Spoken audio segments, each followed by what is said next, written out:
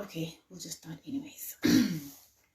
Hi guys, and welcome back to my IG live. I'm also going to say welcome back to my YouTube channel because I am going to be posting this on my YouTube channel. My name is Sibiano Mtandazo.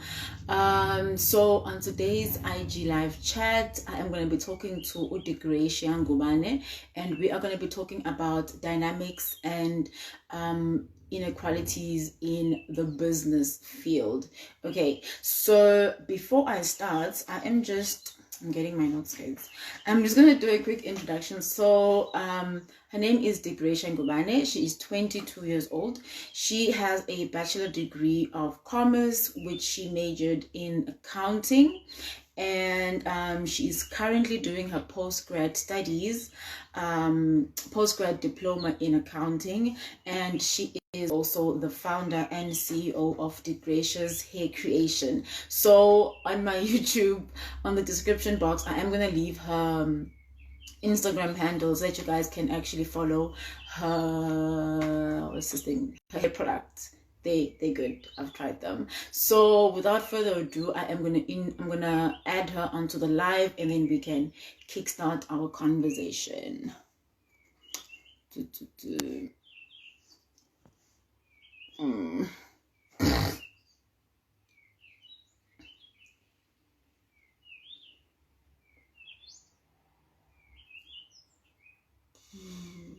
Just waiting for her to join in, and then we'll be able to start. Just 1 minute.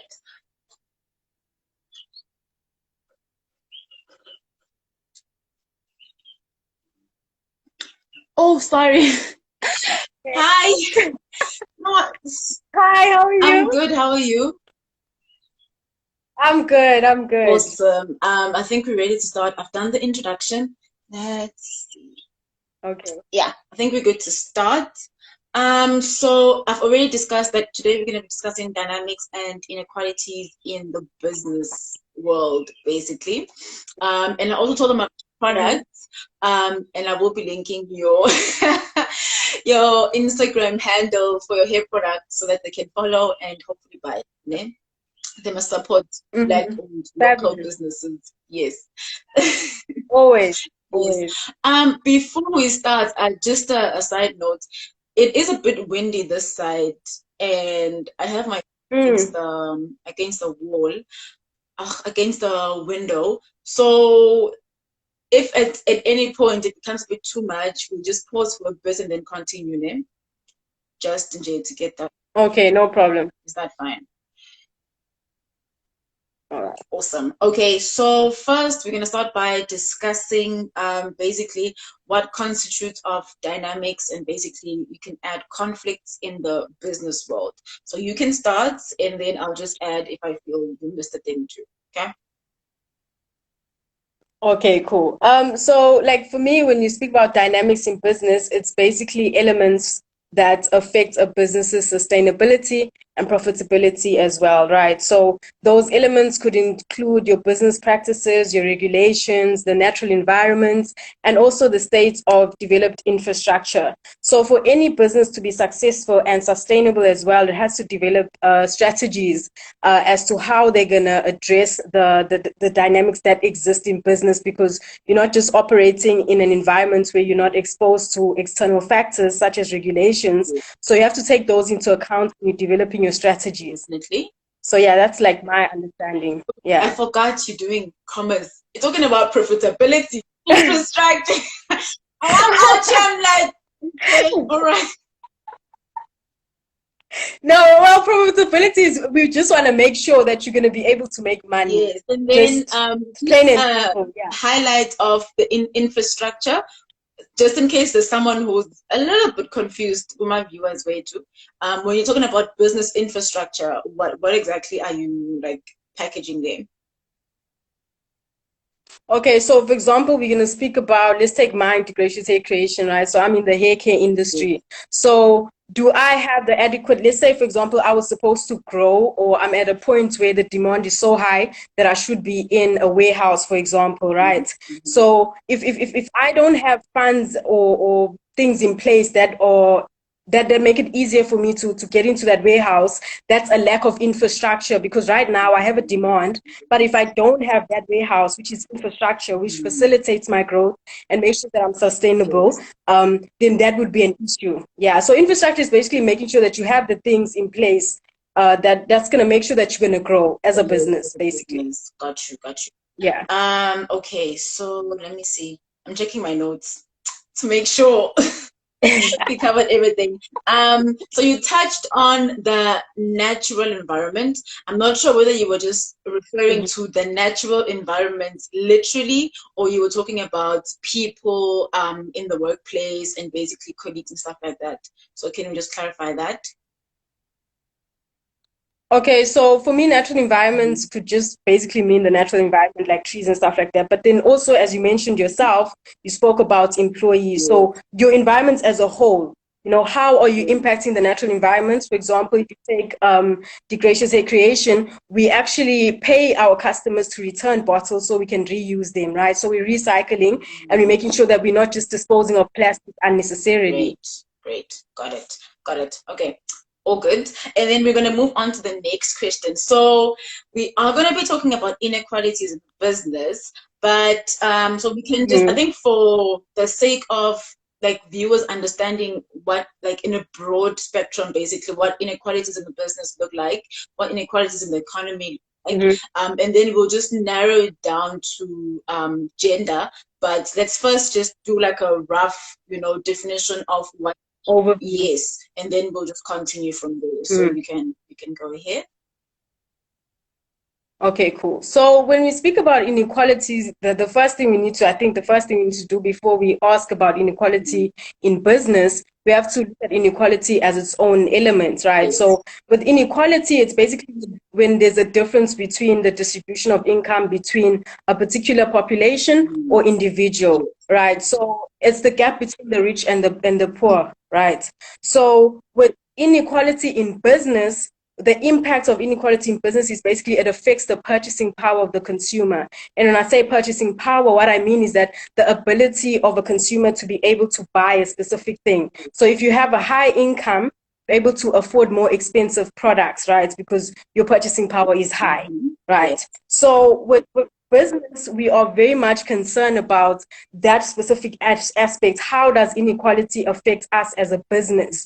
Because if I am going to go into a community where it's mostly maybe people who have low income and come with products that are expensive, my business is not going to succeed because people cannot afford my products, right? So I have to be aware of what type of community am I going to, so it can affect my prices as well. But then the other pro of inequality in business is that it forces you to work harder because of that gap that exists. And also there's something that's called the trickle-down effect, which basically means if I make $1 million, I become a millionaire, right? But it also means that the people that work for me, right, I would be paying them money. They would be better off actually working for me versus if they didn't have a job, right? Because I'm actually contributing to their purchasing power. They're able to earn an income, right? So that's how business contributes to solving the problem of inequality, because if we pay people higher salaries, it's going to lower inequality, right? But it also positively impacts our business, or my business specifically, because then that means people have higher purchasing powers. They can afford my products. So in essence, that's how it is. Yes. Yeah. Before we continue, Usbonga is saying Happy Women's Day to us. Thank you. Thank you so much. And then we can go on. So basically, the one thing I want to point out is that, so basically when I did my research, they said they are like top 3 people's economic positions. So basically the top 3 things that basically can relate to inequality in a business. So it can be disability, it can be ethnic group, and gender. So I think disability, they're looking at the fact that obviously if you are in a business and there's someone who's disabled, you need to be able to cater for such people, you know, and not leave them out and all that. And then with ethnic group, it has to do with obviously the racism and basically having businesses that are flourishing just because they're probably most dominated by the white population, the colored or the Indian, and then having black businesses being stuck at the bottom because of the ethnic group. And then gender, obviously, you will find that, I think we spoke about that normally in the other day, we'll see, it's because of the way the system was built basically back then, and obviously now women are stepping into power, but we have been psychologically trained to think anything that is male, any business that is controlled or owned by a male person will perform better and will provide a better service compared to something that's provided by a woman, unless it's something that is feminine, like your beauty, your hair, your makeup, you know. So if you go to an IT, like if you want like something in IT or like accounting, and then you are, you know, welcomed by a CEO who's a female, the trust in that company drops instead of increase as a guy. So I think it also has to do with that when we touch on gender. Yeah? Yes. Yeah. Wow. Yeah, you're actually right. And it's actually a shame that it impacted in that way. But you know what I do love is that women are taking up space. They're taking up space and we're taking everything. So, and I also don't think that it should compete, because sometimes people mistake inequality when it comes to gender to say that we don't need men. We talk about equality when it comes to the workspace. We're saying, exactly. if for example, because you're doing hair products, so if there is Degracia here with a hair product and the demand for a hair product is growing, she should be given a fair amount of opportunity to move into that warehouse, the same opportunity that you would give to that male guy who had maybe a beard oil or something that's also growing on demand. So guys should be treated fairly. We're not saying eliminate guys and put women. No, we're saying treat us fairly so that we can all grow and thrive. You know, give me a chance. 100%. No, give me a chance. If I fail, then I'll fail. You know, but don't just say no, you can't because you're female. You know, so don't anticipate failure just because I'm female, basically. Yes, and basically, I think very powerful, and I think it also goes to do with trust. We would see, guys, give us some level of trust in you. Just because we're female doesn't mean we don't know what we're doing. You know, the fact that you started a business, it means you have an idea of what you're doing, and you have an idea of where you see your business growing. You know, so you should be given fair opportunities. So I think that 100%. Sums everything up. So now we're gonna move over onto the questions. Let me just check. We need to keep track of time. Okay, we still have time. Okay, so the first question is basically why do you think we get conflicts in business? Okay. So you see, with conflicts, I believe they arise in business because you're working with people. And for any business to be able to grow, you have to work with people. You need people, you know. And the thing is that people come with different beliefs, they come with different goals, different personalities, and you have to find a way to put it all together for it to work for your company or business, right? So it would impact your business operation as to what type of people do you have working for you, right? And conflict will arise. So if we look, for example, if we look at maybe task conflict, which basically arises when employees are given a specific task, they might have different opinions as to how they're going to divide up the resources, and they might have different opinions as well in terms of the policies and procedures that are in place. So that's an example of conflict. And then the most popular known one is the one between management and staff, right? Because management may have different goals. Yeah, you see, management has different goals than employees. Management wants to meet targets, they want to make profits, whereas employees, they want to be able to work in a space that is healthy for them and higher pay. So if you have that difference in your goals, you're gonna have conflict, Yes, right? yes, And I think even if you go as to if you look at the dynamics in business as well, they're gonna exist because you're not working in a space that you're not exposed to external factors, right? definitely. So for any business to be able to grow, you have to address the conflict Mhm. and you have to take into account the dynamics that affect your business. Because if you don't, your business is not gonna it's not gonna Yes, succeed. yes. I think the one thing I want to add is Yeah. that you must have to try and address, obviously, to make sure that the goal and the vision is in line, from the CEO, from like the founder to the CEO to the managers to the employees. You need to make Mm-hmm. sure you have like proper systems in place, because I think that helps. If you have a Yes, system that you know, fine, if I need 100%. to complete task number one, I need to follow step 1, 2, and 3, Mm, and then I'm done. That way, I mhm, know I'm doing my job as the employee, but the manager knows Guti, because I'm following step 1, 2, and 3, then there's going to be no conflict, because they know Guti, you're following what they also agree on. And obviously that lands up being mm, completed task and everyone is happy and there's no fights and no mm. conflicts. I think that's the only thing I wanted to add on that one. We will like go through like solutions that we think can help, but towards the end we'll just like Yeah. questions now, and then we'll try and build Okay. solutions for you guys. Yeah. Okay. The second All right. question is basically, do you think these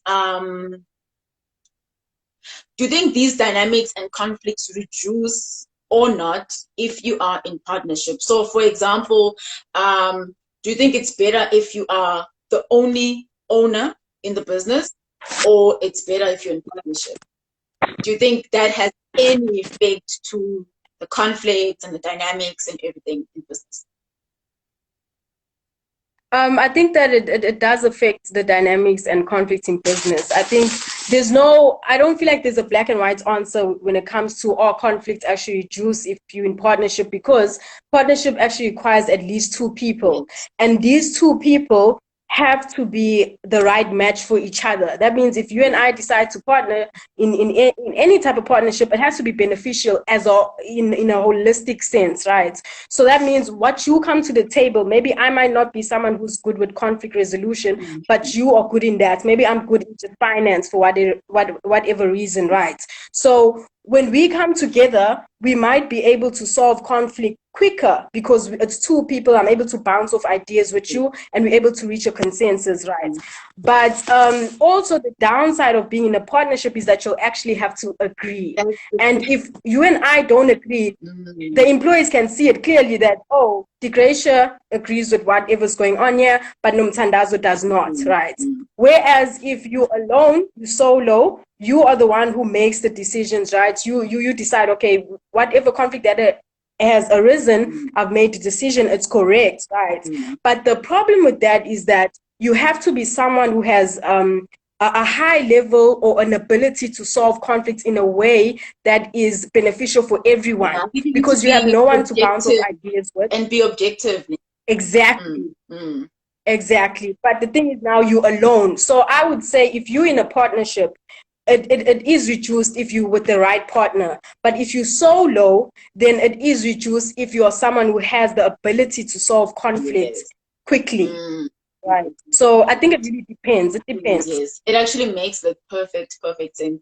I saw it as, because I'm a control freak, man. I can I Me I too. can't Me I, too. I can't deal with someone who tells me what to do and what needs to be done. I'm the type of person who'd be like, you know what, 1, 2, and 3 needs to be done. This is how I need it done. Mm. This is when I need it done. Thank you very much. So when I thought of a Yeah. partnership, I was like, oh, so now I have to sit down with this person and explain, this is my idea, this is what I think should work. And basically, we need to come up with an. Yeah. So in my world, I thought, okay, fine. The minute there's a partner, it's not going to work.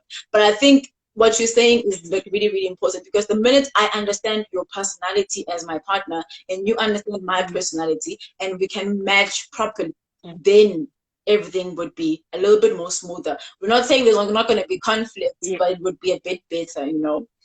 And it makes like Yes. Yes. sense. Yes. Um.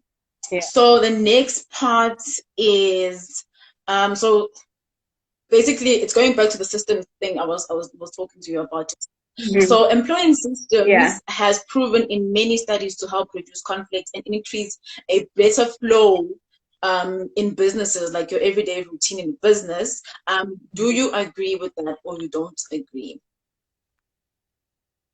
I definitely agree, because if you spoke about earlier, if you know exactly what you need to do as an employee, you're able to work more efficiently, you know exactly what to do, right? So if there are clear systems in place as to how are we going to deal with conflict, there's less confusion and it's easier to solve problems. It's easier to solve conflict in a sense that it won't be cancerous to your business operation, because now you'll have a conflict that's not solved, right? So some of just the ways that you could maybe implement problem solving techniques or systems would be obviously to establish a common goal, right? To say, okay, what's our common goal? There's a conflict, but what are we trying to do, right? So we're trying to work and move forward. So where is the consensus, right? Ensuring that there's effective communication as well, because there's difference between communicating and communicating effectively. So you also have to No, take note of that that's as a well. topic for another day, hey? That's a topic for You see, another that's day. why. That's your Oh, exactly, you so know, because you could communicate, but you're not communicating that's the effectively, thing. yabo. So, yeah. So, and also discussing, agreeing upon the best way to solve the conflict, you know, because as much as employees may come to you, or even management may come to you with issues, but you'll have to agree because you're on the same team, you know. As soon as employees feel like they're on their own and management feels like it's their own, Then it's war, right? there's a So, problem. There's a exactly. problem, yes. Yeah. Yeah, so having proper and clear policies and procedures as to how we solve the problem, and also not avoiding conflict. You can't run away from conflict. We are human beings. We have different personalities. Yes, We're going to clash, yes, right? yes.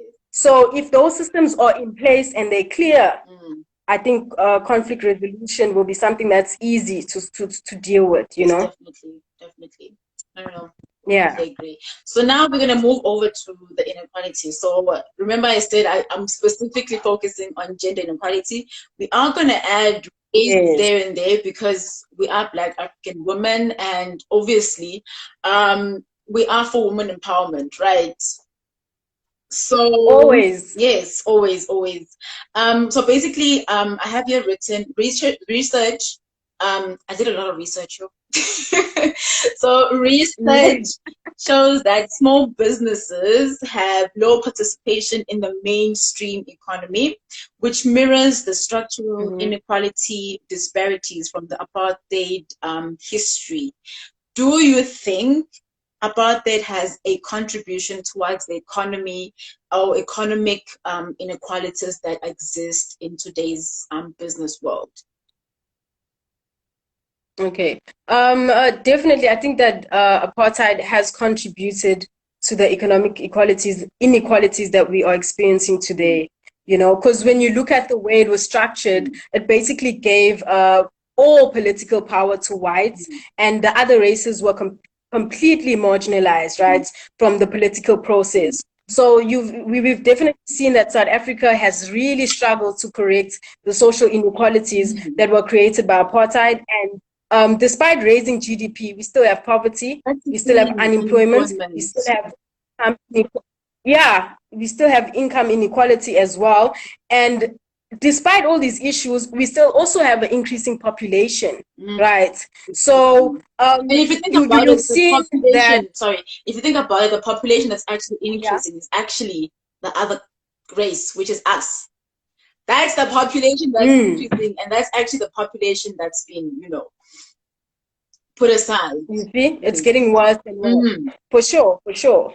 So yeah, so even when the apartheid system ended, the country was still left with a social economically stratified system, you know, by race. We are still so different, Your, you know. your, your, So your business English right there. I'm like, okay, all right. But I I'll get explain you. any terms you don't understand. But yeah, so you've also seen though that the government has really tried to implement policies to address this issue. Because if you go back to 2010, the President Zuma announced that he's going to launch a new program called the New Growth Path, right? And the objective of this program was to address mass joblessness and poverty and inequality, right? And how they were planning to do this is by accelerating economic growth. And they aspired to actually create 5 million more jobs by 2020 and reduce the unemployment rate by 10%. But it doesn't really seem like that was actually successful, because if you look at the current unemployment rate, we're at 30.1%. And we did actually see, you see, COVID just was, and you did actually see that they didn't just try in 2014, they tried again in they didn't actually just try again in 2010, they tried again in 2014. And how did they do that? The unemployment rate was at 14% in 2014, and then they said, okay, maybe we start thinking about redistributing land from white South Africans to black South Africans. So they were looking at redistributing commercial farms, right?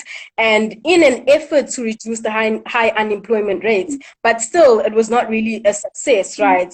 So if we come back to it just a bit, and maybe we need to ask ourselves, what is the role that small businesses play in addressing the system inequality that we're now experiencing because of apartheid? If we really look at small businesses, us participating in the mainstream economy is very, very important in order to address these issues, right? Because small businesses contribute to the local economies that they operate in, right? So that's also another factor. First point, yes. Yeah. So we hear.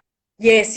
We're here to stimulate economic growth by giving people employment, people who otherwise would not have been employed by large corporations. We are the people who are like, okay, we can employ you. It's something that can actually happen. So our contribution is very, very important. Like, I feel like as much as it's little, but it is very, very, very important, because as you're saying, obviously we all start small. I'm sure even the big banks, even Standard Bank started small, we all start small, but with a bigger picture, and you want to grow. What we're saying is it should actually allow smaller businesses to grow and to actually be in the mainstream economy. And don't say, oh, small business are just like small businesses, they're informal, what. Just like stay there, and then just like keep the big companies and the big businesses. I think the one other thing that I once watched a video by Uvu Simbawayo, and it was saying something very, very important, that as much as obviously the government is trying, because there are quite a number of funding aids that are now available for startup businesses, especially for young entrepreneurs, to actually motivate and uplift the youth to try and lower the unemployment. But he said something very, very important. He said, fine, we do have small businesses, but they are in the front, which is the distribution part. If they can try and get more, or like maybe like a certain percentage of African people to actually be in the supply of the background, those like big background businesses like your Unilever, your SAS type of vibe, instead of just being in the front and distributing like your clicks and your clickers and your Discam, I feel like that can also help to, push economic for sure. But like, you're actually right. But like you said, like Vusi said himself, the road to get to the top, to be the source, is so long, and you need a lot of money. A lot. You see, a lot. But I think basically a lot of money. So you need to start. So as you were saying, continue. No, I was saying basically, obviously, you need to start. We need to start somewhere. You need to start somewhere. You need to start somewhere. I think to wrap it up, let's see if we've got. We still have like way more than enough time to kind of wrap it up. We can just discuss a few tips that people can use to try and avoid some hectic dynamics in the work field and some conflicts. Basically, things that we can try and do as a people and as a community to try and lower the inequalities in the business field. So I think the first thing I would like to say in that, in our conclusion, is that you said something about beliefs. So what I always say, what I always do, when I go to work, I always make sure that when I step in that door at work, I leave my beliefs on the side. I try and leave my opinion out the door, and then I just allow myself to understand the next person as they are, as they come, and not have my opinion and my decision biased just because of the color of their skin, and not have it biased just because of the religion that they believe in. I try to be as neutral as I can possibly be. So I think that's one of the things. Yeah, I agree with you definitely. I think walking into the door and realizing first why you're there. You must never forget why you're in any space. Because if you forget why you're in any space, you're gonna forget how to occupy the space. You said yourself when you walk into work, you forget not that you forget your beliefs, but you try and make sure that you respect everyone that you work with, right? And because you're here to work, you need to be able to focus on the common goal and not necessarily what my belief is or what is, that's something that you share at home in your own comfort, in your own space, but the main objective is that how can we work together in a way that's going to guarantee my success, your success, and most of all, the success of the company as a whole. Oh, yes. The growth of the business. Yeah. Growth of the business. 100%. Yes. 100%. And then I think another thing is leave your garbage at home, guys. I don't mean this in a bad way, but but if you're going through stuff, people go through a divorce, we all go through a breakup, we lose our loved ones. Unfortunately, it's life. But try and leave your grief and your sadness at home when you go to work, and try to be present when you're at work. I think it also goes back to the point you were saying about knowing why you're at work. You're not there to cry. You're not there. You're there to make sure the job is done. I'm not being mean or anything, but no, you're being honest. That's the thing. You're being honest, because what you're saying is true. Because I'm just thinking of myself right now. I lost my cousin last week, and I can't really come on this platform now and be crying my eyes out. There's a time and space for everything. So people, I feel like certain times when you're going through different things, you need to be able to you need to be able to separate the person who comes to work and the person who has maybe lost a family member, and that's the sad truth. It's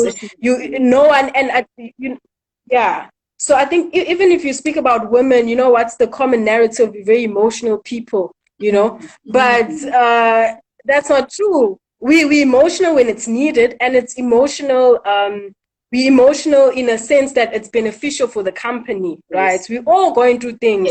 But the thing is, when you're at work, people expect productivity, and you're just not going to cut it. You're not going to make the cut if you're crying, you're telling us about what's going on in your life. Where's your friends? Call your friends, call your family, call someone. You see what I mean? No. I was speaking to this one guy. He's a businessman, and we were just conversing because he was one of my patients, and we just landed up talking about this.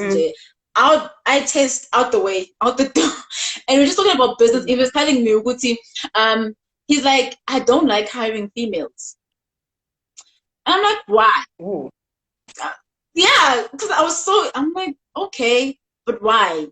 He said, you know what? Females are the best employees when they're like 22, and then they reach 27. After 27, they start having kids, they start getting married. So it was this whole thing of taking your emotions to work. That's what he didn't like. Because he said, now you have to be the boss who understands because the kid is sick. Now you have to be the boss who understands because my mom passed away. Now you have to be the boss who understands because my husband is not well, or this is what happened to my husband, or I'm going through this rough patch in my marriage, all that. So I think he was not saying guys don't go through that, but I'm assuming because we're female, and obviously it has taken a while for females to actually start pushing through into the corporate world. We're still trying to obviously see and adjust and all that drama.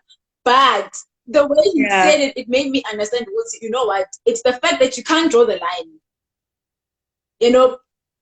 Maybe that might be true. But you know what? I also think that to ensure the success of any company, it's very important that you take into account that everyone is human, right? If you're saying to me, I'm productive when I'm 22, but then when I'm 27 and I decide to have a family, you have not made any policies in place to make provision that I want to be a mother, I want to be there for my kids, right?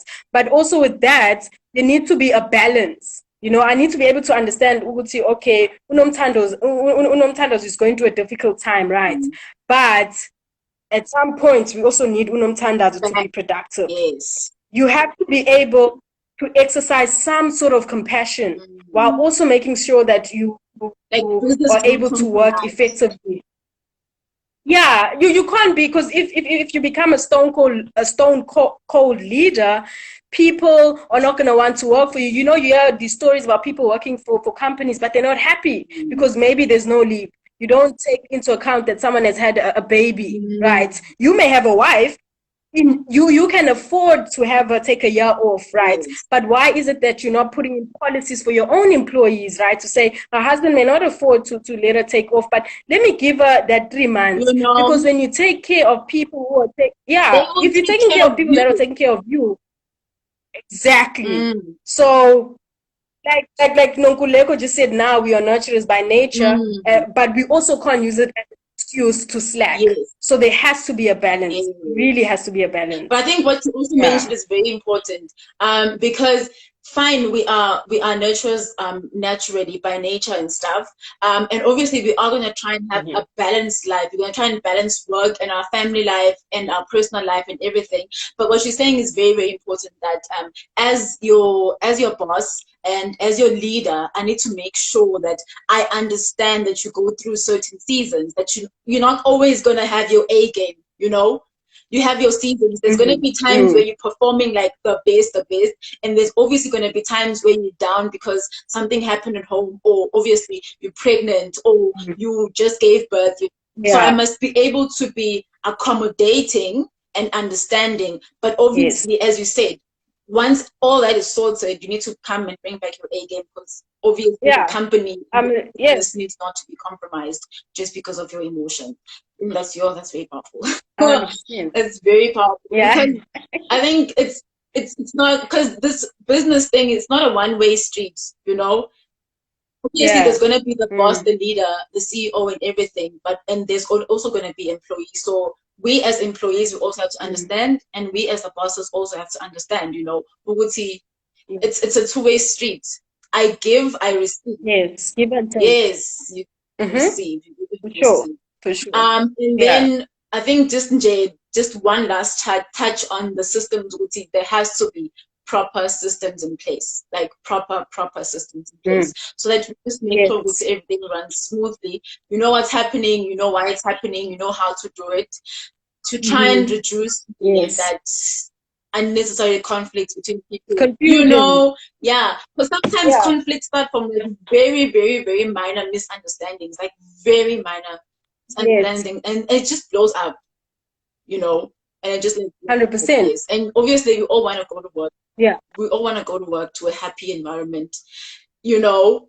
Yes. And we want to make the money. Need that money too. So that's money, honey. That's money, honey. We need the monies too, definitely. Definitely. Sure. I think we've covered everything. Do you think we missed anything? In terms of this, what we're speaking about now, conflicts and those resolutions. Yeah, I think we covered everything there. Yeah, I think we covered it. Yeah. And then with the inequalities, I think it all goes back to you as a person. So I always say, Mina, fine, apartheid came in South Africa, ne? They pressed us, what, you know, us as Black people and whatever. But then we also have to be mindful, you know, to not we want to be included in everything, but try to make sure we don't do what they did to us, because that doesn't make us better people, you know. And also I think, no, you can go ahead. So I was basically saying, so instead of hating on people, try and collaborate and work with them, you know, so that we can be more productive, and obviously so that we can grow and be better as a country as a whole. Yeah, for sure. And I think if we move off of the mentality of entitlement, Oh, we're not really going to get anywhere. Because the truth is that, honey, we are going to have to work oh harder my to even gosh. try and bring that gap. You know, we are going to have to work harder. Maybe my kids will only start to experience some sort of generational wealth by then, because we don't start off of the same foot. Yes. And also, I think we have to be very conscious of the fact that there are people who want to work with us, who want to help us, who may be of a different race. Yes. You know, Or people may gender treat you even. Or badly at gender times. even. Or Yes. yes, gender too. Mm. People may treat you badly at times, but don't walk into life thinking that everyone's the same. You know, things are usually a reflection of that specific individual. Mm. I don't go into life thinking that every white person hates me. I don't go into life thinking that every Indian person doesn't think that I'm worth anything. Yes, I have experienced racism, but I'll be damned if I walk through life with that burden. That is Instead, I'm gonna fine. take up space. Yes. And you're gonna do you. And you're gonna grow. And I'm you're gonna gonna do me. I'm gonna flourish. find my You people. know? Yes, baby girl. Exactly. So I will find my people. You Mm. see, you are my people because you're giving me an opportunity right now. So look for your Yes. people. You know, there are Find them people who are and waiting to grow. hear you. Literally. Literally. And your Exactly. entitlement is very, Exactly. very Yeah. important. I was listening to Uvusi again, You see and that part? he was saying it's amazing how so he was making this example. There was this guy in one of his master classes. This guy wanted to rent like Mm, a building and whatnot, and they were telling him the terms mm, and conditions of the building. And so he was saying, mm, they were being racist and what because he's black and his company was small and you know what he said? He said if you in the next 10 years could afford the building and you bought it and I wanted to rent the building, what would you say to me? mm, Wouldn't you give me your terms of your of the rentals and everything? mm. Wouldn't you tell me how much I need to Yes. pay rent? Wouldn't you? So why do you feel that when are you Mm. entitled to this and this and this just because of your skin color? Why? We're not entitled to anything. Nothing. You hear You need me? to work. Anything. You Nothing. need to work. We have to work. And where we do experience racism or discrimination, some of it may be systematic, yes, but we must try and push through as a people. It's more important for those who are coming after us. Yes, yes. It's more important for me Way to more. push through and be Yes. like, despite this, I'm going to push through, Mm. you know, because we can't keep having the same narrative over and over again. Exactly. And complaining and not doing Yeah, anything is exactly. No one's going to save us. We have to save ourselves. So exactly. choose. So I think the Yeah. important thing is to really to treat people the way we want to be treated in terms of inequalities. And then Mm-hmm. obviously, guys, you are not entitled to anything and no one owes you anything. Yeah. You know, you owe yourself. Yeah. Yeah. Yes, you owe yourself. That's the biggest debt, Yes, yourself. yourself. So And yeah, you gotta start yeah. paying it off. You gotta start paying it off. I think we've covered everything. Mm-hmm. I think we've covered everything. Yeah. Yo, this was very hectic. Mm-hmm. More informative than It was, eh? I thought. Yeah. And I think, yeah. No, I was gonna say, and you talk because I was gonna be saying goodbyes and everything, concluding. Or we can take questions. About that. I We think can take questions if there's anyone who wants to ask a question. You can continue. okay. I think I just wanted to say before we end is that it's more important for us as young Black women who are entrepreneurs to support each other, to share information, because we don't have no blueprint. There's no one guiding us, right? We are the And where there original. are opportunities, exactly, where there are opportunities to collaborate with another brand, which is Black owned, which has proven that it delivers. That's another thing as Black people. When we have businesses, we have to deliver. Just because it's a Black owned business doesn't mean the consumer owes you their money, right? So as much as we are open to spending on Black owned brands, which I think is something that's very important, we have to spend on our own brands, you know. We have to be open to collaborating with each other, sharing information, supporting each other.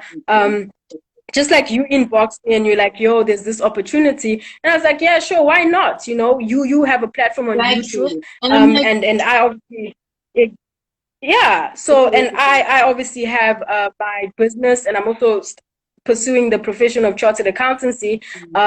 But we have to collaborate. Where there's space to collaborate, we must collaborate. We must share information, and also our community needs to stop asking for discounts. Oh, that's the That's next something that's when you see a black-owned, please stop asking for a discount. Oh, guys, please Pay the full amount. Please, guys, pay the full amount. Pay the full amount. You know.